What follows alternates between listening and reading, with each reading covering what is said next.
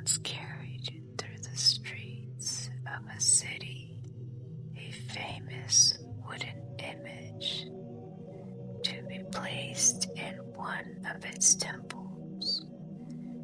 As he passed along, the crowd made lowly prostration before the image. The ass, thinking that they bowed their heads in token of respect for himself, bristled up with pride, gave himself airs, and refused to move another step. The driver, seeing him thus stop, laid his whip lustily about his shoulders and said, "Oh, you perverse dullhead, it is not yet come to this, that men pay worship to an ass. They are not wise who give to themselves the credit due to others."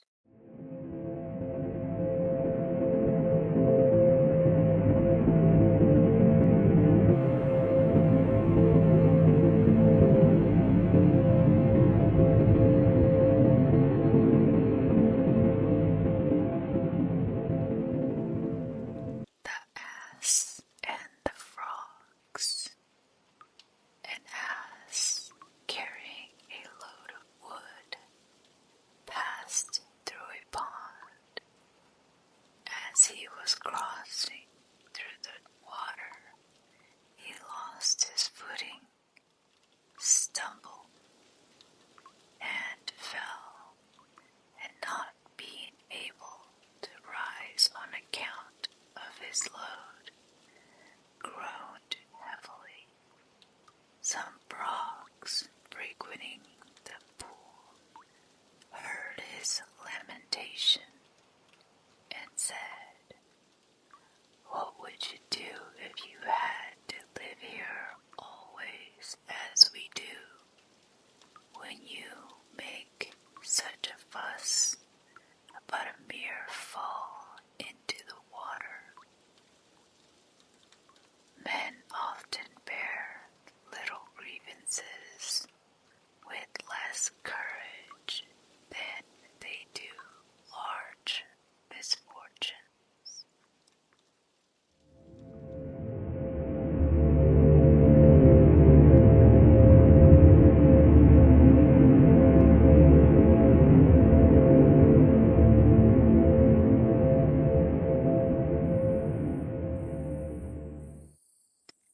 The Ass and the Grasshopper. An ass, having heard some grasshoppers chirping, was highly enchanted, and, desiring to possess the same charms of melody, demanded what sort of food they lived on to give them such beautiful voices. They replied, "The dew." The ass resolved that he would live only upon dew, and in a short time died of hunger. Even a fool is wise when it is too late.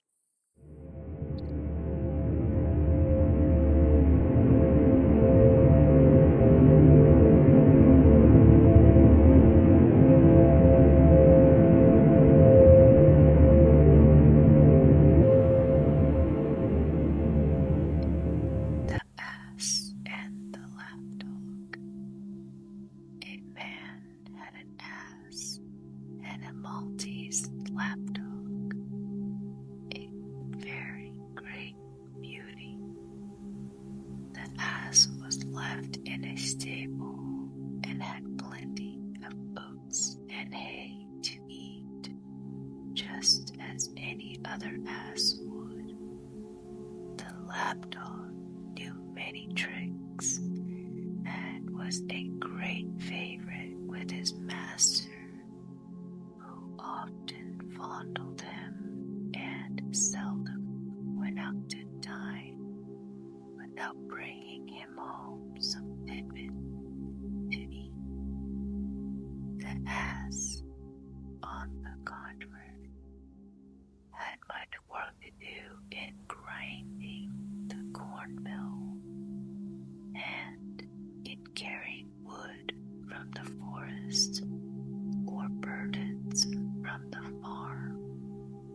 He often lamented his own hard fate and contrasted it with the luxury and the idleness of the lapdog, till at last one day he broke his cords and halter and galloped into his master's house, kicking up his heels without measure and frisking and fawning as well as he could. He next tried to jump about his master as he had seen the lapdog do, but he broke the table and smashed all the dishes upon it into atoms. He then attempted to lick his master and jump upon his back. The servants, hearing the strange hubbub and perceiving the danger of their master, quickly relieved him and drove out the ass to his stable with kicks and gloves and cuffs. The ass, as he returned to the stall, beaten nearly to death, thus lamented, "I have brought it all on myself. Why could I not have been contented to labor with my companions, and not wish to be idle all the day like that useless little lapdog?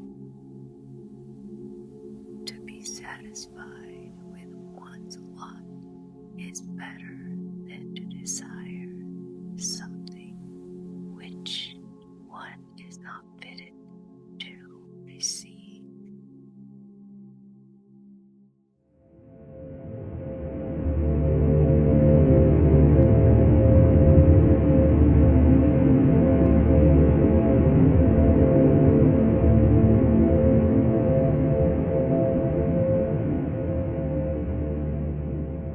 The Ass and the Lapdog. A farmer one day came to the stables to see to his beasts all burden. Among them was his favorite ass, that was always well fed and often carried his master.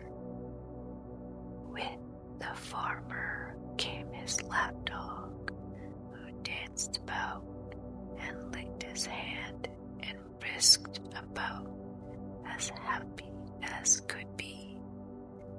The farmer felt it in his pocket, gave the lapdog some dainty food, and sat down while he gave his orders to his servants. The lapdog jumped into his master's lap and lay there, blinking while the farmer stroked his ears. The ass, seeing this, broke loose from his halter and commenced prancing about in imitation of the lapdog. The farmer could not sides with laughter. So the ass went up to him, and putting his feet upon the farmer's shoulders, attempted to climb into his lap. The farmer's servants rushed up with sticks and pitchforks, and soon taught the ass that clumsy jesting is no joke.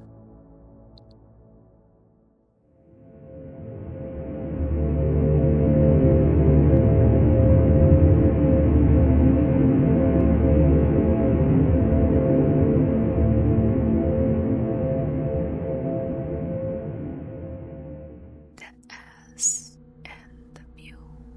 A mule deer set forth on a journey, driving before him an ass and a mule, both well laden. The ass, as long as he traveled along the plain, carried his load with ease, but when he began to ascend the steep path of the mountain, felt his load to be more than he could bear. He entreated his companion to relieve him of a small portion, that he might carry home the rest. But the mule fell down dead under his burden, not knowing what else to do. In so wild a region, the muleteer placed upon the mule the load carried by the ass, in addition to his own, and at the top of all placed the hide of the ass after he had skinned him. The mule, groaning beneath his heavy burden, said to himself, "I am treated according to my deserts. If I had only been willing to assist together." The ass a little in his knee, "I shall